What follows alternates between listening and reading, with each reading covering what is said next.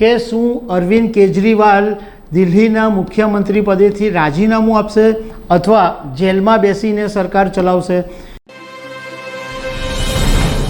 નમસ્કાર દર્શક મિત્રો, અરવિંદ કેજરીવાલ દેશના પહેલા એવા મુખ્યમંત્રી છે કે જેમની ચાલુ પદ ઉપર ધરપકડ કરવામાં આવી હોય. એ પોતે મુખ્યમંત્રી હોય અને ધરપકડ થઈ હોય એવા અરવિંદ કેજરીવાલ પહેલા મુખ્યમંત્રી છે. અને ગઈકાલે ઈડીએ અરવિંદ કેજરીવાલની જ્યારે ધરપકડ કરી ત્યારે મુખ્ય મુદ્દાઓની એ ચર્ચા શરૂ થઈ કે શું અરવિંદ કેજરીવાલ દિલ્હીના મુખ્યમંત્રી પદેથી રાજીનામું આપશે અથવા જેલમાં બેસીને સરકાર ચલાવશે. આ બે મુદ્દાઓની અત્યારે ચર્ચા ચાલી રહી છે, તો એના વિશે તમારી સાથે વાત કરીશું. મારું નામ રાજેશ શાહ છે અને તમે જોઈ રહ્યા છો ખબર છે.com. દર્શક મિત્રો, એક ચર્ચાએ વધારે જોર પકડ્યું છે કે કોઈ સંજોગોની અંદર જો અરવિંદ કેજરીવાલ મુખ્યમંત્રી પદેથી રાજીનામું આપે તો એમના પત્ની સુનીતા કેજરીવાલ દિલ્હીના મુખ્યમંત્રી બની શકે છે. આ અત્યારે એક ચર્ચાનો વિષય છે. એ સિવાય આતિશી અને સૌરભ ભારદ્વાજ એ પણ દાવેદાર મુખ્યમંત્રી છે કે દિલ્હીના મુખ્યમંત્રી પદેથી જો કેજરીવાલ રાજીનામું આપે તો સંજોગો ઊભા થાય તો. આપણે આગળનો ઇતિહાસ જોયો છે કે જ્યારે બિહારમાં લાલુ પ્રસાદ યાદવની ચારા કૌભાંડમાં ધરપકડ કરવામાં આવેલી ત્યારે લાલુ પ્રસાદ યાદવે એમના પત્ની રાબડી દેવીને મુખ્યમંત્રી પદની જવાબદારી સોંપી દીધેલી. હમણાં તાજેતરની જ વાત કરીએ તો ઝારખંડમાં જ્યારે મુખ્યમંત્રી હેમંત સોરેનની ધરપકડ કરવામાં આવવાની હતી એ પહેલાં એમણે એમની પત્ની કલ્પના સોરેન મુખ્યમંત્રી બને એવો તખતો ઘડેલો હતો, પણ એ શક્ય નહીં બન્યું અને એમની જગ્યાએ ચંપત રાયને ત્યાં ઝારખંડની અંદર મુખ્યમંત્રી બનાવવામાં આવ્યા. હવે એ વાત કરીએ કે ભાઈ ધારો કે કોઈ સંજોગોની અંદર એવી નોબત ઊભી થાય કે જેલમાંથી સરકાર ચલાવવી પડે તો શું થાય? જોકે રાજકારણના જાણકારોનું કહેવું એમ છે કે જેલમાંથી સરકાર ચલાવવું બિલકુલ લોજિકલ નથી, કારણ કે તમે એક મુખ્યમંત્રી પદેથી જે કામ કરી શકો એ તમે જેલમાંથી બેઠા બેઠા નહીં કરી શકો. નિયમ એવો છે કે મુખ્યમંત્રીને જેલમાંથી સરકાર ચલાવવી હોય તો એ રોકી નહીં શકે.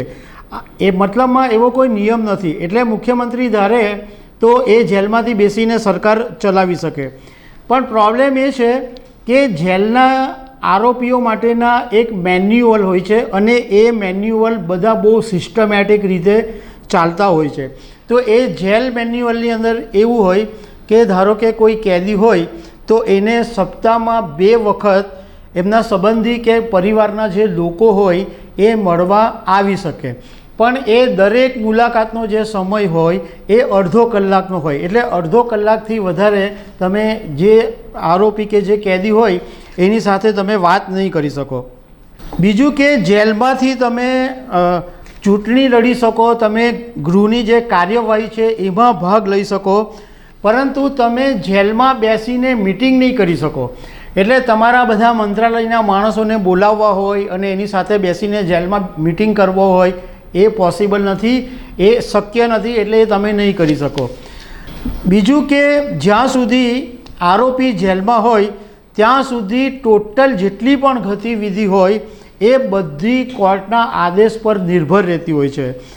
જેલમાં રહેનાર જે વ્યક્તિ હોય, કેદી કે આરોપી, એ કાનૂની જે દસ્તાવેજ છે એની ઉપર સહી કરી શકે, પરંતુ સરકારી દસ્તાવેજ ઉપર જો એમણે સહી કરવી હોય તો એના માટે કોર્ટની પરવાનગી લેવી પડે. અત્યારે સ્થિતિ એવી છે કે અરવિંદ કેજરીવાલ માટે રાજીનામું આપવું ફરજિયાત નથી, પણ પોતાની મરજીથી રાજીનામું આપવા માંગતા હોય તો અરવિંદ કેજરીવાલ રાજીનામું આપી શકે. 1951નો એક જનપ્રતિનિધિનો જે કાયદો છે એમાં જેલ જવા પર સીએમ, મંત્રી, સાંસદ, ધારાસભ્ય કે આવી કોઈ પણ જે નેતા હોય એમણે રાજીનામું આપવું પડે એવો કોઈ ઉલ્લેખ નથી થયો, એટલે મતલબમાં એમને રાજીનામું આપવાની જરૂર નથી. બીજું કે અરવિંદ કેજરીવાલની સામે એમને અત્યારે ખાલી ધરપકડ થયેલી છે, એમની કોઈ ગુનામાં તેઓ દોષિત જાહેર નથી થયા, પણ રાજકારણના જાણકારોનું કહેવું એમ છે કે કેજરીવાલ રાજીનામું નહીં આપે તો એક મોટું બંધારણીય સંકટ ઊભું થઈ શકે, કારણ કે જેલમાં રહીને સરકાર ચલાવવી એટલી સરળ નથી હોતી. બીજું કે એક બીજો નિયમ એવો છે કે પીએમ હોય, સીએમ હોય, મંત્રી હોય, સાંસદ હોય, ધારાસભ્ય હોય, એમની ધારો કે કોઈ સિવિલ કેસની અંદર ધરપકડ થઈ હોય તો એમને એટલે એ ધરપકડથી બચી શકે, પણ ક્રિમિનલ કેસ હોય તો ધરપકડથી નહીં બચી શકે. અને અત્યારે અરવિંદ કેજરીવાલની સામે જે શરાબકાંડ માટે જે એમની સમન્સ મોકલવામાં આવી રહ્યા હતા એ ક્રિમિનલ કેસ છે, અને એ ક્રિમિનલ કેસને કારણે અરવિંદ કેજરીવાલની ધરપકડ થયેલી છે. અત્યારે અરવિંદ કેજરીવાલે સુપ્રીમ કોર્ટના દરવાજા ખટખટાવેલા છે, અને સુપ્રીમ કોર્ટમાં સુનાવણી થાય અને જો અરવિંદ કેજરીવાલને રાહત મળે તો અરવિંદ કેજરીવાલ જેલમાંથી છૂટી શકે, અને જો સુપ્રીમ કોર્ટ રાહત નહીં આપે તો અરવિંદ કેજરીવાલે જેલમાં જ રહેવું પડે. હવે એ વાત કરીએ કે અરવિંદ કેજરીવાલ મુખ્યમંત્રી પદેથી રાજીનામું આપે તો એવી ચર્ચા છે કે એમના પત્ની સુનીતા કેજરીવાલ મુખ્યમંત્રી બની શકે. રાજકારણના જાણકારોનું કહેવું એમ છે કે અરવિંદ કેજરીવાલને ઘણા લાંબા સમયથી એવો અણસાર આવી જ ગયો હતો કે એમની ગમે ત્યારે ધરપકડ થઈ શકે છે. એટલે સુનીતા કેજરીવાલને રાજકારણને લગતી જે વાતો હોય, મુખ્યમંત્રીના કાર્યાલયને લગતી જે વાતો, વિગતો, દસ્તાવેજો હોય, એ બધી બાબતોની સુનીતા કેજરીવાલને સમજાવટ આપવામાં આવી રહી હતી. એમને સમજ આપવામાં આવી રહી હતી કે આ રીતના સરકાર ચાલે છે.